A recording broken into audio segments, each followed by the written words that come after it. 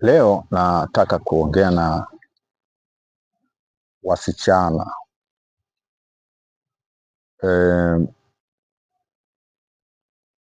Inawezekana hamjitambui,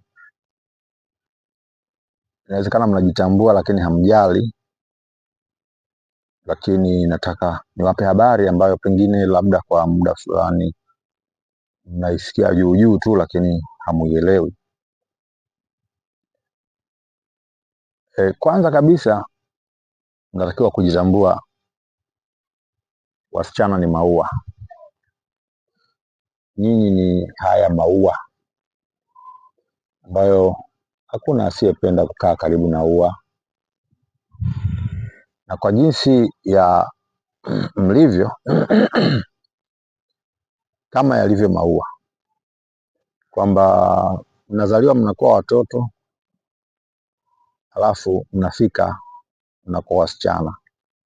Kipindi cha kuwa msichana ndio kipindi sasa unakuwa ua lililochanua. Katika kipindi hiki ukiwa katika hali ya kuwa ua,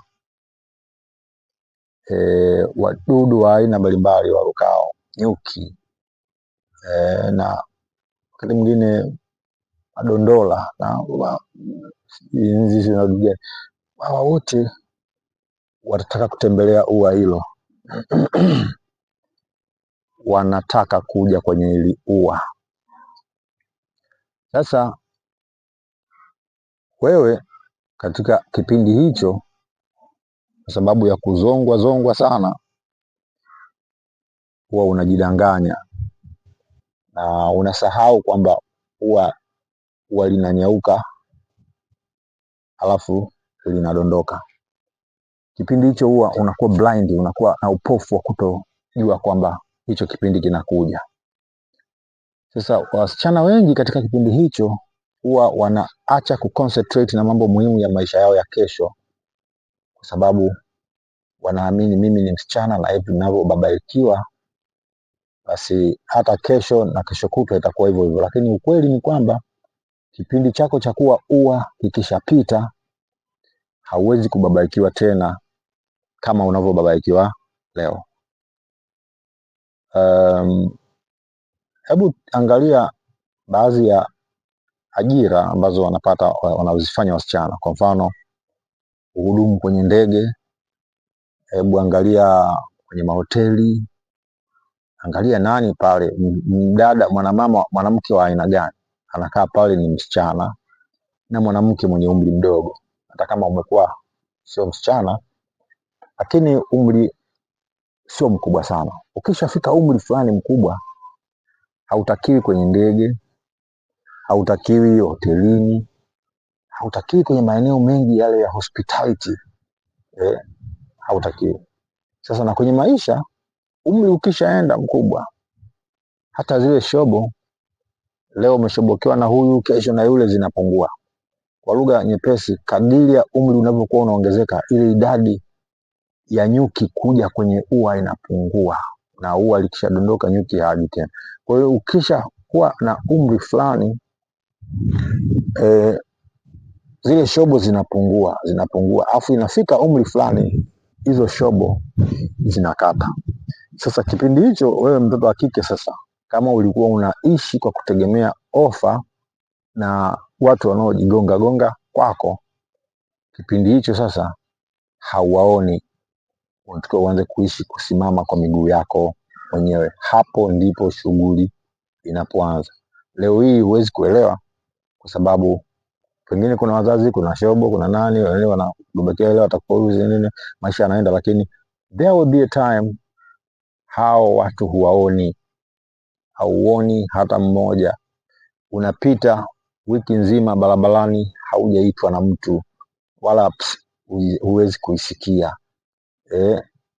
Sasa katika kipindi ulichonacho leo ukiwa msichana, unatakiwa uzitazame hizo siku zinazokuja. Uzitazame siku ambazo umeshakuwa mtu mzima, sio ua tena.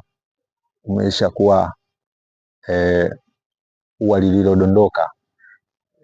Sasa unatakiwa uishi kwa miguu yako mwenyewe. Sasa kama upo kwenye masomo, basi hiki ndicho kipindi cha wewe kupigana kufa na kupona, ili utakapofika kipindi cha wewe kutokuwa ua tena, unaweza kusimama kwa miguu yako mwenyewe. Lakini kuna ukweli mchungu mmoja ambao pengine wasichana wengi huwa hawajaujua au wanajidanganya. Wengine wanasema kwamba au wanawaza kwamba mimi nitaolewa, kwa hiyo hata asipohangaika sana katika kupambania maisha yake sasa hivi, yeye anawaza kwamba ataolewa. Sio kila mmoja ana bahati ya kuolewa. Pengine Mungu amekupangia kitu kingine tu. Inawezekana Mungu amekupangia jambo lingine tofauti na kuishi kwenye ndoa. Lakini inawezekana Mungu akakupa hiyo ndoa, lakini ndoa yenyewe itakuwa ya aina gani? Utaishi na mtu wa aina gani? Ni vitu hivyo vya kuvifikiria. Wewe umezaliwa, umelelewa, umekuwa, kuna watu wanakutegemea, wameingia mamilioni ya pesa kukulea. Halafu anakuja mtu fulani amekuelewa, amekupenda, anatoa 2,000,000 kama mahari, halafu unatoka kwenu unakwenda kwake. Ukweli mchungu ni kwamba uliishi kwa usimamizi na mamlaka ya wazazi, na sasa unatoka unaenda kuishi kwenye usimamizi na mamlaka ya mume wako. Sasa kama hukujiandaa na maisha yako ya kule nyuma, kipindi ambacho ukiwa una nafasi ya kujiandaa, kipindi hiki sasa unaenda kwa mume wako, uko na mazingira aina gani? Unamtegemea kwa kila kitu au wewe mwenyewe unaweza kusimama kwa maisha yako mwenyewe? Sasa swali la kujiuliza ni kwamba kama wewe hukujiandaa na maisha yako mwenyewe, je, mume huyu uliyempata ana uwezo wa kukusaidia kulea wazazi wako? Unaweza ukamkuta anao uwezo lakini hana moyo huo, lakini kuna mwingine uwezo hana. Kwa hiyo maana yake wewe sasa, kama haujasimama na miguu yako mwenyewe, utashuhudia wazazi wako wanavyohangaika na wanavyoteseka, lakini huwezi kuwasaidia kwa sababu utalazimika uwe unamuomba mume wako. Kuna shida nyumbani, mume wako anaangalia kwao, anaangalia mazingira mengine na hajaangalia kwako. Hawezi kutimiza wajibu wake hata kama ana moyo huo, hawezi kufanikisha kutatua matatizo yote ya upande wa kwa wazazi wako.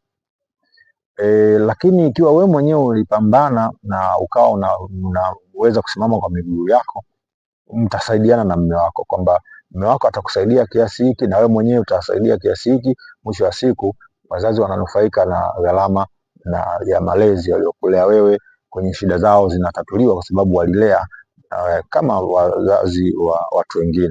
Kwa hiyo wewe unatakiwa sasa uelewe kwamba utakwenda kwenye mikono ya mtu ambaye atasimamia na utaishi kwa sheria zake. Na ukienda kuishi kwa sheria zake, maana yake wewe kama hauna msingi wako usitakiwa umtegemee yeye kwa kila kitu. Swali la kujiuliza, umempata mwanamume mwenye uwezo, moyo anao? Umempata mwanamume ana moyo, uwezo anao? Haya yote ni maswali ambayo unatakiwa ujiulize, na leo hii unapokuwa katika masomo au kujenga maisha yako, utambue kwamba kesho kuna situation za aina hiyo. Lakini ukiacha hilo, wewe huwezi kupanga ratiba za Mwenyezi Mungu. Garantia ya Mungu huwezi kuipanga.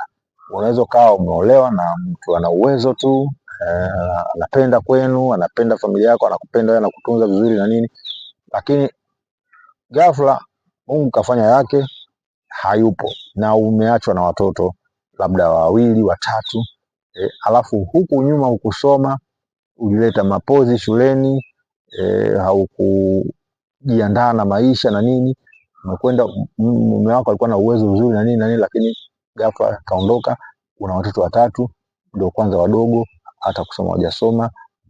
Wewe sasa unatakiwa usimame mwenyewe, uanze kuangalia watoto wako 3, uanze kuangalia wazazi wako. Utafanyaje? Haya ni mambo ambayo wewe kama msichana leo unatakiwa uweze kuangalia, kwa sababu kipindi hicho una watoto 3, wewe utakuwa sio ua tena. Hakuna ofa, hakuna nini, vitu vitakuwa pungufu, vitu vitakuwa havipatikani. Mwisho wa siku utajikuta unaanza kufanya mambo ya hovyo ili mradi uweze kusurvive, kwa sababu ulikuwa hujajijengea msingi wa maisha.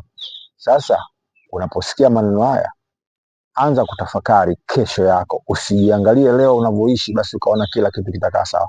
itafakari kesho yako. Na nyinyi ambao mnaona shuleni mara mnataka kutega, mnataka kuacha, mara hivi shuleni mnasoma soma kiuvivu, kiuzembe, angalia kesho yako. Kesho sio tamu. Kesho inahitaji jasho litoke. Kesho sio ya kujifananisha na mtu mwingine. Unatakiwa we mwenyewe ujenge kesho yako itakayokulinda na itakayofanya wazazi waweze kufurahia kuzaa na kulea. Baada ya kusema haya, nataka wewe uwe balozi. Wewe mwenyewe uwe wa kwanza leo kuanza kubadilika na kuwa na mtazamo wa kuijenga ile kesho bora, kwa sababu hautakuwa uwa siku zote. Lakini pia uwe balozi kwa wenzako, wale wanaokwenda ovyo ovyo, basi ongea nao kibusara tu kwamba jamani, maisha yetu sisi haya ni kama maua, baada ya muda fulani tutakuwa watu wazima. Hizi shobo tunazoziona leo hatutaziona tena. Hawa watu wanaotubabaikia leo watayeyuka. Tutatembea barabarani wiki nzima hatujaitwa hata na mtu mmoja. Kwa hiyo ujumbe wangu mimi ni huo. Natakie siku njema. Mungu awabariki sana. Aendelee kuwatetea.